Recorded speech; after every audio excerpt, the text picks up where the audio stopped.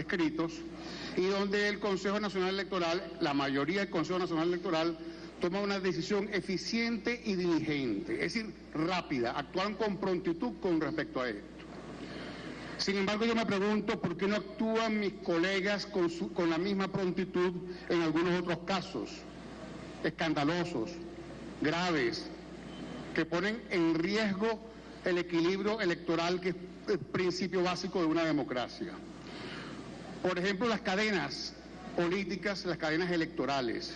Todos hemos sido testigos como campaña tras campaña se encadenan los medios de comunicación por instrucciones de la Presidencia de la República para difundir sus contenidos políticos electorales. En las elecciones pasadas presidenciales, yo denuncié frente a la opinión pública y presenté el caso ante el Consejo que el presidente de la República había nombrado el comando de campaña, su comando de campaña, en una cadena presidencial. Cuando presenté el punto en el Consejo, la respuesta de mis colegas fue: no podemos hacer nada porque no estamos en campaña electoral, es decir, porque no había arrancado el lapso de la campaña electoral. La campaña electoral actual arranca el 2 de abril, es decir, no estamos en periodo de campaña. Y sin embargo, se tomó una decisión eficiente, diligente, de actuar en contra de una propaganda, y sin embargo esas cosas que son gravísimas como cadenas presidenciales para difundir contenidos políticos electorales, y sin embargo no se actúa porque no estábamos en campaña electoral. Es decir, en ese momento, por razones de fecha, no estábamos en campaña electoral, y ahora sí se actúa porque se están afectando algunos intereses políticos en Venezuela. Es una decisión de naturaleza política, no hay ninguna excusa para una decisión de este tipo, y no tiene competencia el Consejo para tomar una decisión de este tipo. ¿Por qué no ha actuado el Consejo, la mayoría del Consejo, por ejemplo, cuando el ministro de la Defensa, que es el jefe máximo de las Fuerzas Armadas y por lo tanto quien da órdenes al Plan República, se pronuncia y dice que las Fuerzas Armadas harán lo necesario para ayudar a que se cumpla la voluntad expresada por el presidente Chávez cuando aún acompañaba con vida a los venezolanos, donde manifestó que su candidato, y llamaba a la gente a votar por el candidato actual Maduro? Y entonces el almirante Molero le dice al país que él y las Fuerzas Armadas van a actuar para hacer que se cumpla esa voluntad. Yo me digo, ¿y por qué entonces, en aras del equilibrio, no actuó el Consejo Nacional Electoral y no hubo un pronunciamiento del Consejo Nacional Electoral ante tamaña desfachatez? Una cosa inconcebible que afecta el equilibrio electoral. No tiene implicaciones electorales, no las tiene, porque el Plan República no tiene injerencia en los resultados. Esto hay que dejarlo muy claro. Ni que quieran pueden tener injerencia en los resultados. Pero es que la sola declaración incumple con la Constitución Nacional y pone en entredicho la competencia del árbitro electoral, porque el árbitro electoral tenía que haber mandado a callar de inmediato a ese almirante que toma una acción de esta naturaleza. Por ejemplo, el día de hoy sale publicado una columna paga que se llama Un grano de maíz, que reproducen en diferentes medios, en una columna paga. En esta columna, señores, esto es absolutamente grave. En esta columna, estos señores de Un grano de maíz, haciéndose eco de las irresponsables declaraciones que han tenido algunos voceros oficiales, diciendo sin ningún tipo de investigación, y por eso digo que son declaraciones irresponsables, y le hago un llamado a que se callen con estas cosas que ponen en peligro la paz de los venezolanos, de la familia venezolana, diciendo que el presidente de la República, sin haber hecho ninguna investigación, ha sido asesinado, y que responsables de esto, dice esta columna, son los que hoy compiten contra Maduro en la contienda electoral. Es un llamado al odio, es un llamado a la violencia, y sin embargo no hay un pronunciamiento del Consejo Nacional Electoral sobre el particular. ¿Qué clase de irresponsabilidad es la de este señor que firma esta columna y de estos periódicos que publican esta columna, donde están haciendo un llamado de este tipo, que en países como, por ejemplo, Ruanda, una cosa como esta generó el genocidio más grande que ha habido en el planeta después de la Segunda Guerra Mundial, cuando los nazis acabaron con los judíos, con los gitanos, con los rusos y con las personas sexualmente diversas.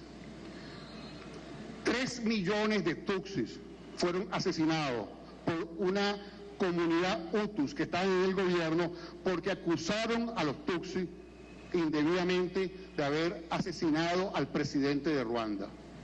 Y se produjo un genocidio por esto. Eso es una irresponsabilidad. Y nosotros entonces tenemos que pronunciarnos frente a esto, y el gobierno se tiene que pronunciar frente a esto, y los poderes públicos se tienen que pronunciar frente a esto, porque esto es una irresponsabilidad, esto es un crimen, lo que se está tratando de hacer por razones electorales.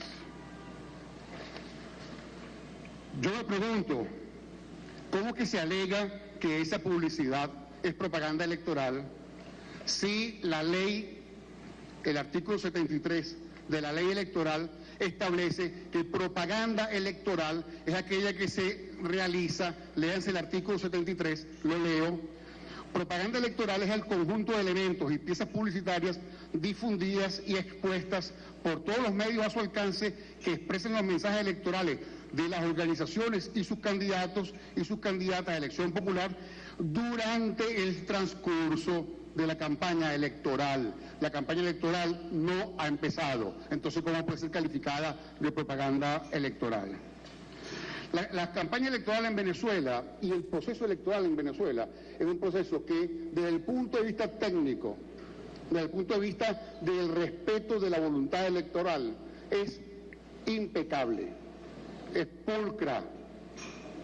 Sin embargo, desde el punto de vista político, es absolutamente injusta, ventajista y abusiva. Yo quiero decir con responsabilidad que en Venezuela, el Estado venezolano, esto es una comunicación oficial